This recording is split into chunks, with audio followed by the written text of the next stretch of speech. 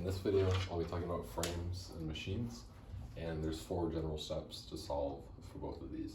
The only difference between frames and machines when you're solving them is that frames are usually connected to a wall or the ground, so there's some sort of force acting at those connection points, versus a machine, there is just the machine you're looking at with its parts, and there's no outside forces acting on it other than what you're applying.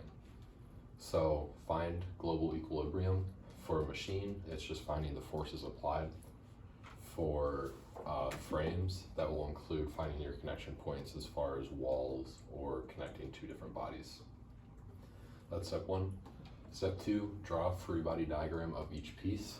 So for example, I took this piece, something clamped down on a ball, and I separated it into its 3 major parts.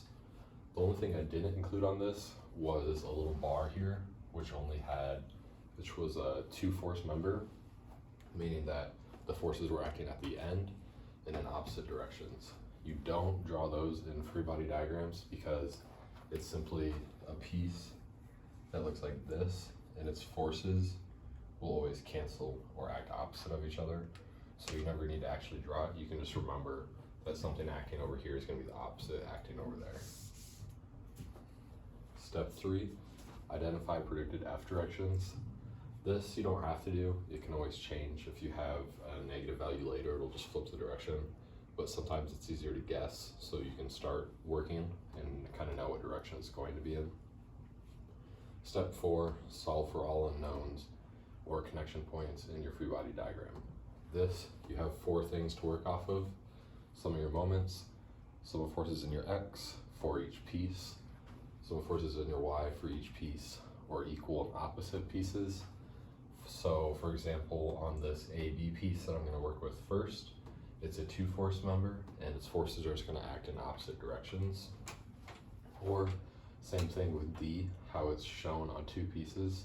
If I show it in one direction on this piece, it's going to be the same force, just in the opposite direction on this piece. So the first thing I did, looking at this piece here, I separated it. I drew all the connection points, I drew where the force was applied at, and just for ease of example for the video, I went ahead and solved for B already because I had some trig that I don't have to think about while trying to talk in the video.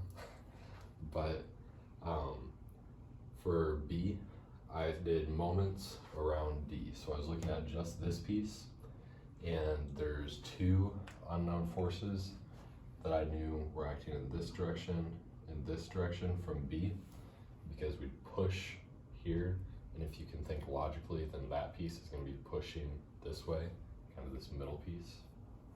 It's going to be pushing the opposite. And B, then, as we talked about up here, 2-force member, equal and opposite, is also going to be acting on A, since that's the same piece between those 2. So I did sum of moments around D, X direction, Y direction, and this 50, found my B of Y and my B of X forces. So those 2 I can draw right here, 491 and 283, 491 and 283. Technically those would be negatives, but I'm just drawing in them in this direction.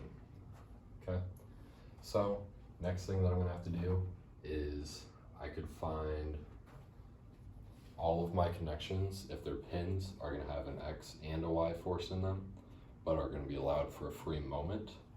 So at all my connection points, I'm going to have some X and some Y,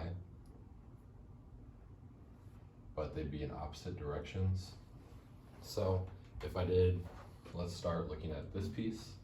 If I did sum of forces in the Y, because I know that I have these 4 things I can solve with. I already did sum of moments, so I'm going to have sum of forces in the X and sum of forces in the Y. If I start with sum of forces in the X, I'm going to have 491 and nothing else in the X direction except D. So this D, or I should say sum of forces in dy and sum of forces in dx. Sum of forces in dx, this is going to be negative 491. Sum of forces in dy, right here I'm going to have a positive 50, negative 283, and a positive dy, right? That gives me dy is equal to, what is that, 233. 233 up.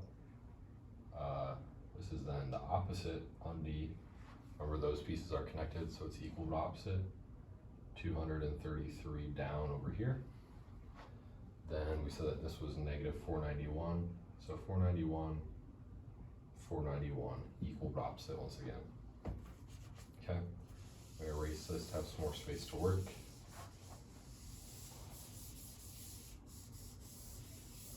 Next thing I'm gonna do, I could do the exact same thing that I did for B over here. What I do is I do my sum of moments around C. So I'd have A in this direction, this 50 in this force. My only unknown in this case would be this F, so I could solve for that in my moment. And I'm gonna do the exact same step that I did over here. Sum of forces in the X, sum of forces in the Y. So I could do that again, otherwise it'd just be the exact same solution and same work through that I did over here earlier. Sum of moments, sum of F, sum of X, and then equal and opposite. Those are the four things that you're gonna have to use to solve.